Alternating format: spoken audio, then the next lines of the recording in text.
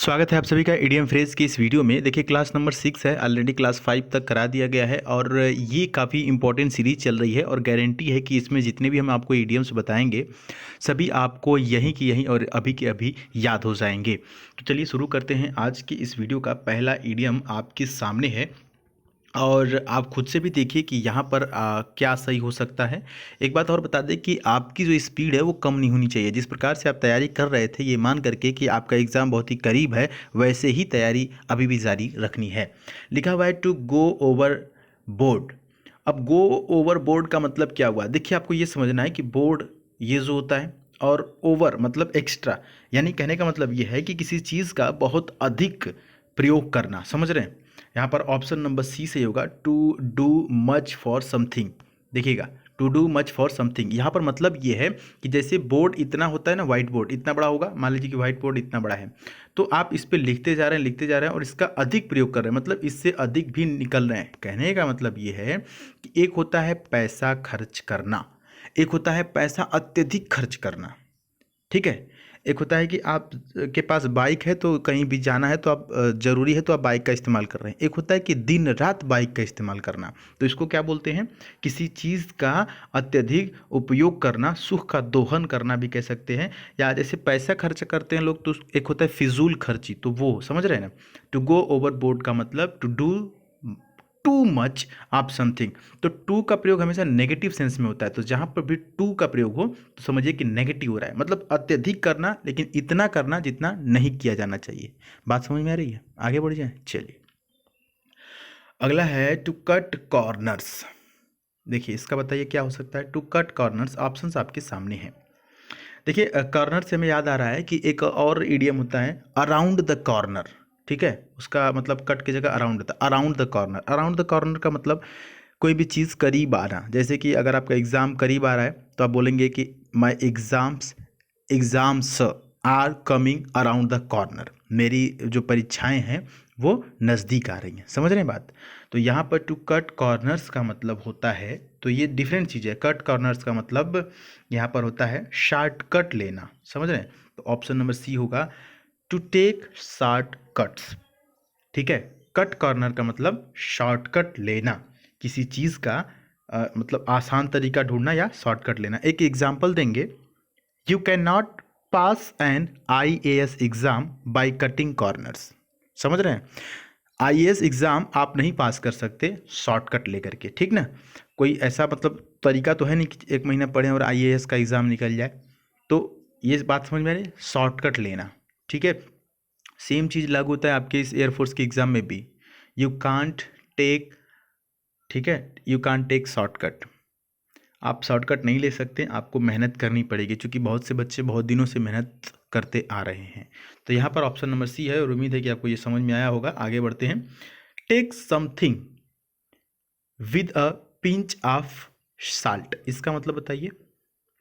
Take something with a pinch of salt, क्या मतलब हो सकता है सर जी? ऑप्शंस आपके सामने हैं। देखिए इसका मतलब होता है कि कोई भी चीज़ पर संदेह के साथ विश्वास करना। ऑप्शन नंबर ए सी होगा। Believing something with a doubt, किसी भी चीज़ का पर संदेह के साथ विश्वास करना। बात समझ में नहीं आ रही है? एक उदाहरण देते हैं। जैसे मान लेते हैं कि आपका एक दोस्त है जो हमेशा झूठ बोलता है। ठीक है, कल को कोई सही बात होगी और वो कहेगा तो आप उस पर विश्वास करेंगे। विश्वास करेंगे क्योंकि आपका वो दोस्त है, लेकिन संदेह करते हुए विश्वास करेंगे क्योंकि वो बार बार झूठ बोलता है। बात समझ में आ रही है ना? जो भी झूठ बोलने वाले लोग होते हैं उन पर आदमी क्या करता है? खैर विश्वास तो करता है, भाई चलो दोस्त है तो हो सकता है कि इस बार सही बोल रहा हो, लेकिन संदेह ज़रूर करता है। तो उसी को बोलते हैं take something with a pinch of salt, यानी कि believing something with a doubt. उम्मीद है कि उदाहरण और ये क्वेश्चन समझ में आ गया होगा। आगे बढ़ लेते हैं।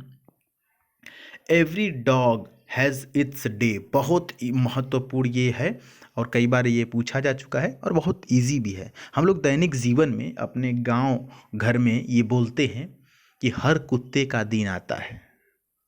आपने इसको सुना होगा, लेकिन आज तक आपने सोचा कि हर कुत्ते का दिन आता है का मतलब क्या हुआ?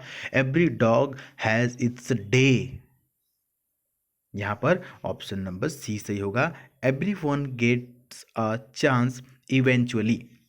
इवेंचुअली का मतलब होता है अंत में या कि फिर फलतः। इसका मतलब होता है कि एवरीवन गेट्स अ चांस, मतलब सभी को मौका मिलता है, अंत में सभी को मौका मिलता है या फलतः सभी को मौका मिलता है।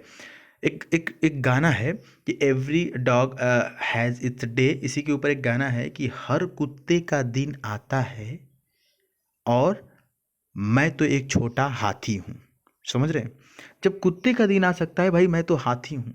अगर आप मेहनत करेंगे तो आपका भी दिन आएगा। ये समझ रहे हैं? ये बहुत मोटिवेशन की बात है।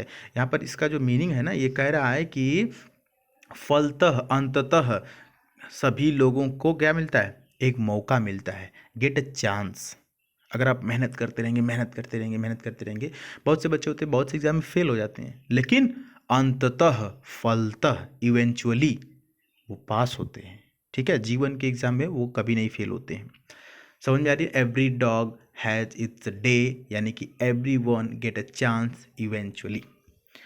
बढ़ते हैं सर अगले क्वेश्चन की तरफ, और आई थिंक ये लास्ट क्वेश्चन होगा आपके लिए। चलिए, यहाँ पर लिखा हुआ है best of both worlds. Both worlds का मतलब दोनों जो संसार है वो सही होना, मतलब एक ही समय में विभिन्न अवसरों का आनंद लेना। ऑप्शन नंबर बी हो जाएगा।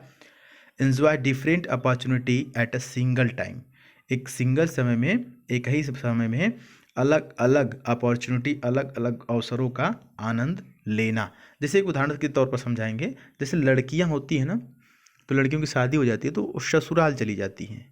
तो अगर लड़कियों का जो मायका जब हो जाता है, तो मायका अगर सुखी है और वहाँ पर पति और सास ससुर बढ़िया मिल गए, तो ये दोनों, इसका जो संसार है, बोथ ऑफ वर्ल्ड्स क्या हो जाता है? इसका सुखी हो जाता है। मतलब ये दोनों, इस लड़की के लिए, ये जो लड़की है इसके लिए दोनों संसार इसका सुखमय हो गया, यानी कि enjoy different opportunity at a single time, एक ही समय में दोनों अपॉर्चुनिटी को ये इंजॉय करेगी। एक उदाहरण। दूसरा उदाहरण, जैसे आप एयरफोर्स की एग्ज़ाम दे रहे हैं, आपका एयरफोर्स में भी सिलेक्शन हो गया और साथ ही साथ नेवी में भी सिलेक्शन हो गया, तो अब क्या करेंगे? एक ही मौका पर, एक ही समय पर आप दोनों को एंजॉय करने, दोनों अपॉर्चुनिटी आपके पास है, आपको जहाँ पर अच्छा लगेगा वहाँ पर जाएंगे। ऐसे बहुत से बच्चे मिले हैं, बहुत से बच्चे कमेंट करते हैं, सर पिछली बार के एग्ज़ाम में ही बहुत से बच्चों का हुआ था, नेवी में भी हुआ था और एयरफोर्स में भी हुआ था। वो हमको मैसेज कर रहे थे कि सर कौन सा जॉब लेना चाहिए। तो ऐसी अपॉर्चुनिटी आती है, लेकिन ऐसी अपॉर्चुनिटी कब आएगी? जब आप मेहनत करेंगे। तो बेस्ट ऑफ बोथ वर्ल्ड्स का मतलब होता है enjoy different opportunity at a single time. उम्मीद है कि आपको ये पांचों के पांचों दिमाग में उतर गए होंगे। अगर थोड़ा सा और मेहनत करेंगे, खुद से लिखेंगे, पढ़ेंगे इनको, खून में भी उतर जाएंगे, और ये कभी भी एग्ज़ाम में आपके नज़रों के सामने से गुजरेंगे तो आप इनको सही कर पाएंगे। ये जितने भी हमने ईडीएम यहाँ पर आपको बताया, इनका क्विज़ मैं आपको भेजूंगा आज नहीं, 24 घंटे बाद अपने टेलीग्राम चैनल पे, जिसका लिंक डिस्क्रिप्शन में है, या कि फिर द सुधीर पांडे सर्च करके भी आप जुड़ सकते हैं। और क्विज़ भेजूंगा और वहाँ पर आप सॉल्व करेंगे, फिर से आपका ये क्वेश्चन रिकॉल होगा और ये चीज़ें कंफर्म हो जाएंगी। तो जुड़ जाइएगा, लिंक डिस्क्रिप्शन में। मिलेंगे अगली वीडियो में, तब तक के लिए जय हिंद, वंदे मातरम।